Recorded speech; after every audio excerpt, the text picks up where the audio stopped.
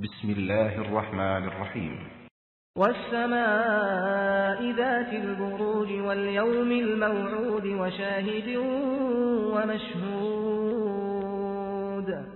قتل أصحاب الأخدود النار ذات الوقود إذ هم عليها قعود وهم على ما يفعلون بالمؤمنين شهود وما نقموا منهم إلا أن يؤمنوا بالله العزيز الحميد الذي له ملك السماوات والأرض والله على كل شيء شهيد إن الذين فتنوا المؤمنين والمؤمنات ثم لم يتوبوا فلهم عذاب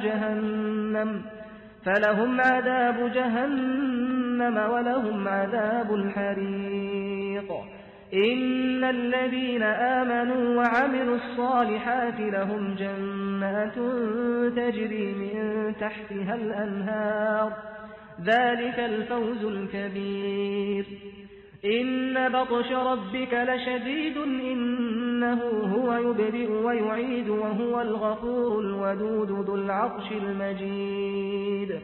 ذو العرش المجيد فعال لما يريد هل أتاك حديث الجنود فرعون وثمود بل الذين كفروا في تكذيب والله من ورائهم محيط بل هو قرآن مجيد في لوح محفوظ.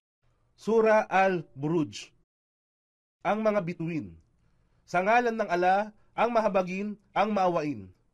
Isinusumpa ko sa kalangitang tumatangan sa pulutong ng Buruj, mga bituin, si Bin Abbas, Mujahid, Ad-Dahak, Al-Hasan, Qatada at Has-Sudi ay nagsabi, ang Buruj ay tumutukoy sa mga bituin. Al-Qurtubi, versikulo 11, kapitulo 200. Hinango ito sa Tafsir Ibn Kathir, volume 10, pahina 424, at sa ipinangakong takdang araw.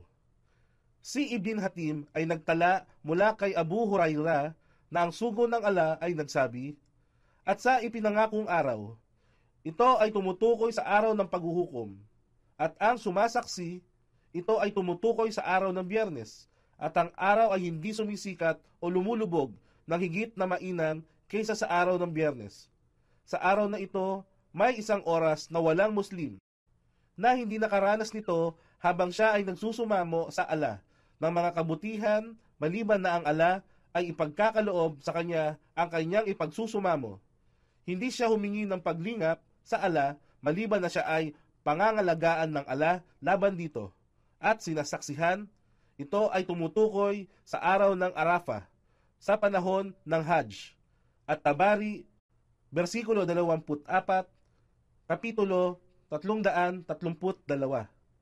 Batay sa Tafsir Ibn Kathir, volume 10, pahina 425. At sa sumasaksi at sa kanyang sinasaksihan, isinumpa ang mga nagmamay-ari ng nagliliyab na hukay sa apoy na pinagningas ng talaksang panggatong nang sila ay nagsiupo sa ligid niyaon, at kanilang sinaksihan kung anong katampalasan ang kanilang ginawa, ang karumaldumal na pagsunog laban sa nananampalataya.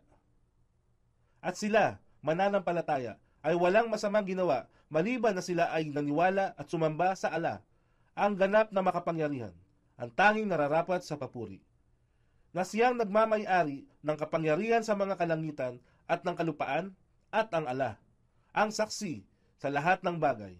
Katotohanan, sila na nagbigay pasakit sa mga nananampalatayang lalaki at babae sa pamamagitan ng kalunos-lunos na pagsunog at hindi nagsisi at nagbalik loob sa Ala, matatamo nila ang parusa ng impyerno at sila ay may makakamtang kaparusahan sa naglalagablab na apoy. Katotohanan, sa mga tapat na nananampalataya at gumagawa ng kabutihan, mapapasa kanila ang mga hardin na sa ilalim nito ay may mga ilog na umaagos, yaon ang dakilang tagumpay.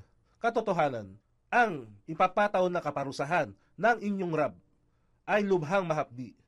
Katotohanan, siya ang nagpasimula sa paglikha ng lahat, at ito ay kanyang uulitin sa araw ng pagkabuhay muli. At siya ang lagi nang mapagpatawad, ang puspos ng pagmamahal sa mga mabubuting alipin. Nagmamay-ari o Rab ng maluwalhating trono. At ginawa niya ang anumang kanyang naisin.